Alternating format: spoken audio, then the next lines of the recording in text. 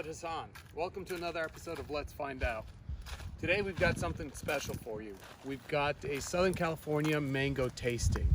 Now, Southern California mangoes are really special because we can really get concentrated flavors out here, which means we can really up the flavor intensity as well as the sweetness of our mangoes.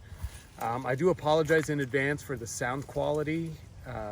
You're going to hear a lot of background noise. We're going to have a lot of strong opinions and background commentary. There are a lot of wows and oohs and ahs that you're going to hear in the background. So please bear with us and enjoy the episode. So this is Duncan. This is the first mango we're trying today. And you're going to hear it in the background as we're giving scores, recording scores, and cutting the next one. Not bad, Duncan, just so you know, I've been given fair warning by those who tried it that there's a strong flavor as you get close to the skin. Since he just got to it. Yeah. It's supposed to have a strong, spicy flavor as you get close to the skin. So. I don't know. So, I'm just really...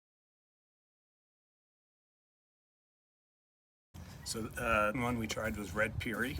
The consensus is that it's not as sweet as it could be, and that it's otherwise got some Indian, strong Indian flavor to it. It tastes kind of like a papaya, with a little bit of pininess as you get close to the skin. And afterwards, just to go back for Duncan, I decided that as you get close to the skin, it tastes like an astringent persimmon. So that was a fair warning. With Duncan, don't get close to the skin. Give it a little bit of a healthy margin.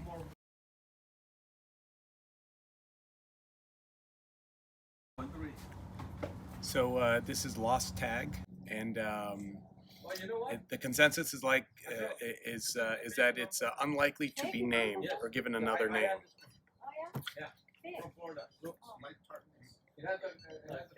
I'd say this has wouldn't be my favorite. Wouldn't be a like either. It's there.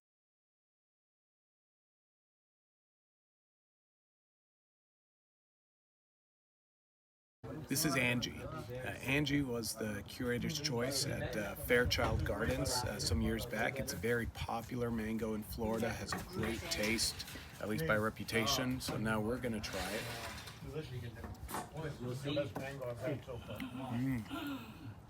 it. This has a honey, so this has maybe a floral background with a honey syrupy glaze to it. The flesh is a little bit firm, still fiberless. It's Alfonso class has got this pininess to it, which I'm definitely tasting now. The next one we try, so it's the fourth one, is Carrie. Carrie's a popular mango in Florida, and it's also a popular one amongst us here. I hear lots of great reviews, strong reviews coming from Carrie. Our mango was on the small side, but even then it packed quite a punch. There's some floral taste characteristics coming through, and really a smooth texture, very essentially fiberless, and comes all the way up to the skin, which is very thin. This is Imam Pasand. It's a mango from Hyderabad, and it translates into the leader's choice, or maybe leader's favorite choice of the leader. And this one, as opposed to the Lost Tag one, looks very different from the one that's Lost Tag that's reported on the Sun. This one, the consensus is this one is the true correct one. This particular fruit that we're eating came from the second crop, so it didn't develop with enough heat units to give it the full robust flavor.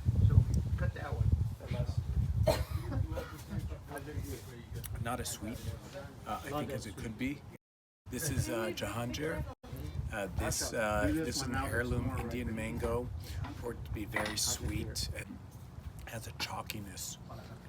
It has a chalkiness to it, a little citrus tone, and it sounds like maybe it could have been left on the tree just a little bit longer. Little color. That might be a little bit better. We have another one to try. So this is the second Jehanja fruit. Same tree. This one is picked a little bit more developed. The flesh is a little less pale and has a little more yellow-orange color to it. That one's really good. The orange. Ooh, this is really sweet. What was that one? It still has a slight chalkiness to it. The chalkiness is not a bad textural thing. Some people like it. And I'm hearing with different fertilization, you can alter the chalkiness, maybe lessen it. But I personally like some of these textural changes. It is fiberless, and it did, just this little bite gave a nice pack of sweetness. So this is Peggy. Peggy is a seedling from Leo Manuel. Very nice. Actually, it has a classic mango flavor. Yeah. Classic mango flavor.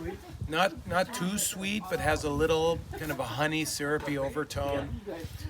Smooth flesh, fiberless. Comment. Tastes like sunny delight. That's really good. Peggy's good. I mean, Peggy is not bad. Not savory in the sense that it's a savory taste, but savory as in you want to keep going at it. And fiberless. This is Hardo. Hardo is a seedling of Sonpari. Sonpari is an Indian mango that means golden angel, golden fairies, or something fantastical. So it's got a beautiful, this is a seedling of it. It's a little larger than the Sonpari itself. Hardo itself, the name Hardo comes from Hansen and Pardo, who planted the seedling and grew it out. It's got a beautiful golden color. Hardo has a nice firm texture to it, completely fiberless, sweet coconutty taste to it. Another great mango. I know I grafted this and it's starting to grow now.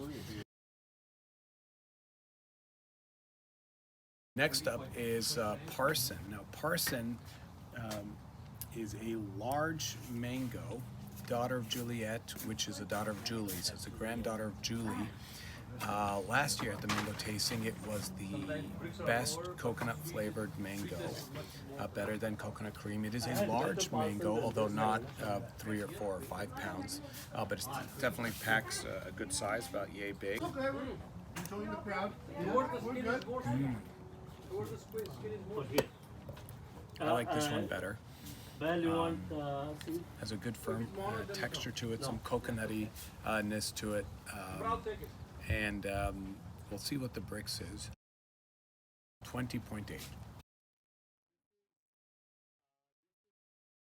Next up is Doc Mai 4. Doc Mai 4 is a very popular mango in Florida. It has Thai origin. We are debating what the number 4 means, whether it's a seedling or sport mutation. Typically described as having a very floral taste to it. It's one that you can just smell the mango and enjoy the smell. Angie's so far number 1. Has a peppery taste to it next to the skin, but I will say this one, yeah, I agree. I just heard refreshing. I would say, yeah, it has a refreshing taste to it. It's got some juiciness to it.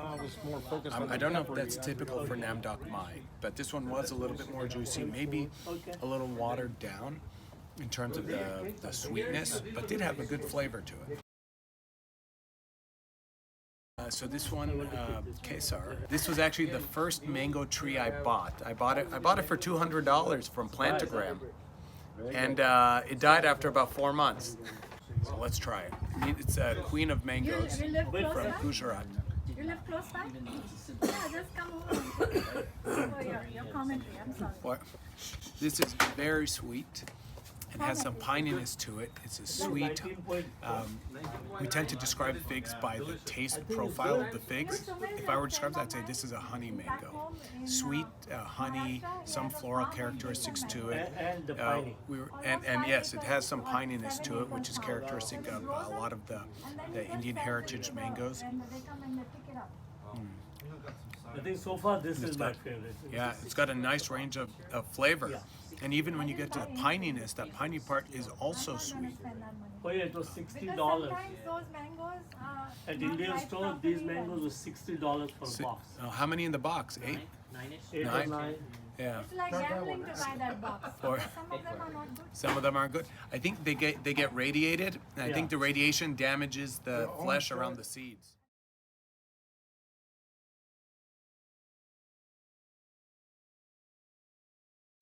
This is Edgar, seedling of Gary. Man, it's honey. Pure. Very, very sweet. Now we're starting to get, I guess this is why we did the order the way we did. It's good. Another very sweet honey mango. Flavor, I would say. If I were to compare it to the one before, I'd say this one doesn't have any of the pininess to it. This one has, yeah, a little bit more floral, and the honey taste is still very Now strong. do the Gary. Now do Gary. Maybe a little more juicy. Very That good. Edgar was so sweet. Strong honey tones. Now, a question came up, what's the difference? You may be hearing us talking about monoembryonic and polyembryonic. That refers to the characteristic of the seed. A monoembryonic seedling, a monoembryonic seed, and this is characteristic per tree. So it's not like the same tree will produce one fruit that has a monoembryonic seed and another will produce a polyembryonic seed. Something like orange sherbet is polyembryonic. That was good. We'll But pause the one for a before second. that was This is Gary's seedling, not seedling, sorry, this is Gary. It's a small, relatively small mango, about, let's say softball size, maybe slightly smaller than softball size. I'm hearing that it's very, very sweet. It's a common pollinator in the Zill orchard.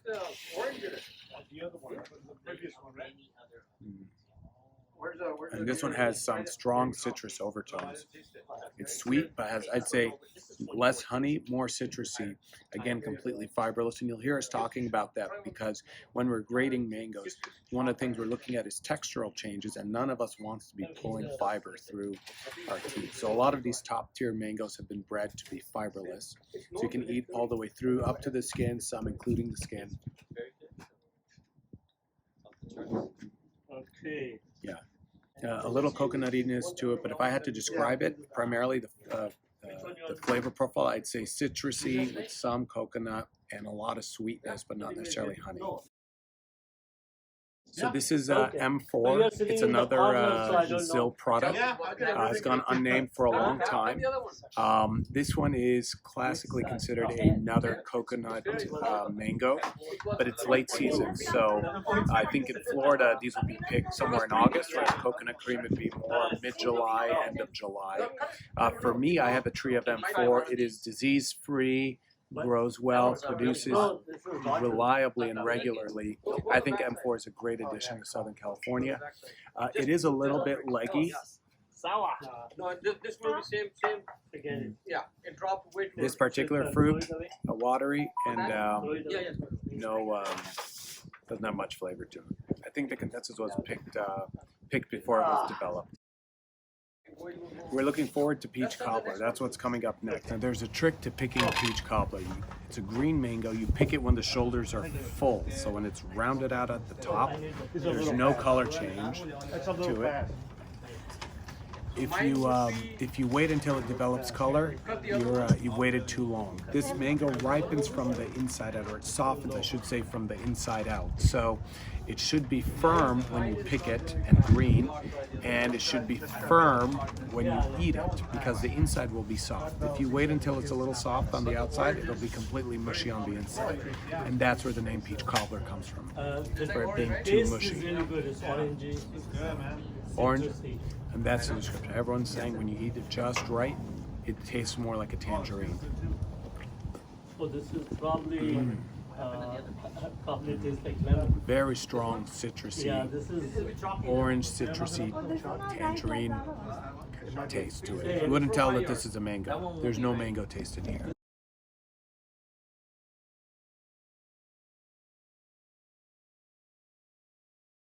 So we're testing Phoenix. The story behind this is the original tree was cut down by Zill once, twice, maybe even 3 times, and it kept coming back strong, rising from the dead.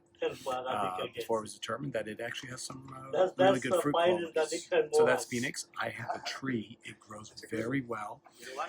It does have some occasional dieback, but it grows back very strong and very vigorously. So I do agree. I think this is a great one for Southern California, and it does flower and hold on to its fruit. Phoenix is Indian mango. Strong dense flavor. Slightly, I can taste that it's a little watered down, but despite being having that kind of watered down juiciness to it, it is very sweet, or at least has some strong, maybe not strong, but kind of honey overtones there. Definitely potential. If that wateriness could be, maybe that's a watering issue to really concentrate those flavors. This is a great one, and in terms of disease resistance and growing characteristics, I think this is a great one for California. This is E4, also called Sugarloaf. This is another ZIL creation. This starts off as a green mango and starts to color up. It has a reputation as being a very sweet mango, also fiberless. It's one of my favorites. I have a tree. Grows. I haven't had any dieback, but I have some branches that grow slowly, some that grow much more vigorously. And it does produce for me every year. Now we're tasting Valkyrie, and the report said this is blowing people's minds, so let's see. Wonderful. It's really good. Really, Too good. Chalky, Yeah. tastes like ice cream, you know. Yeah, I very, really very love it. sweet. You have to grow this one. And you know, it grows also a lot. I know. And towards the skin, it's a little bit You see, gummy, this is like 34 a little bit bricks. more dense, but it's only 25. Only 25? No. Oh, a little pininess towards the skin. The bricks was just over 25, that has the, fiberless. At this point, we're getting into some really sweet mangoes. They're all great tasting, and unless they have a really strong flavor like the peach cobbler, the Sugarloaf had that citrusy overtone, it starts to get a little bit harder to tease them apart. So we actually have palate cleansers with us to help cleanse our palate. How many times have you used the palate cleanser? Maybe 4 or 5. This guy's This Venus mango, you can probably hear people's exclamations in the background. I'm hearing things like favorite, amazing. Just so you know, Venus was the top-rated mango at our tasting 2 years ago. It is a medium to large size mango. It definitely packs a punch. Where's the plate go? It is on the larger side, although it is not the largest mango. It's a monoembryotic tree, and it's a seedling of zinc, which makes it a sister to Kathy, and a stepsister of Cecil Love. Oh, it's also a sister of Sweet Tart. Very, very, very sweet. I can taste. You know when you taste something that's just really, really sweet and can kind of drown out some flavors? This one approaches that level of sweetness, except I'm also getting a little bit of citrus, a little bit of coconut coming through. So that tells you how strong those other flavors are because they're breaking through that overwhelming wall of sugar.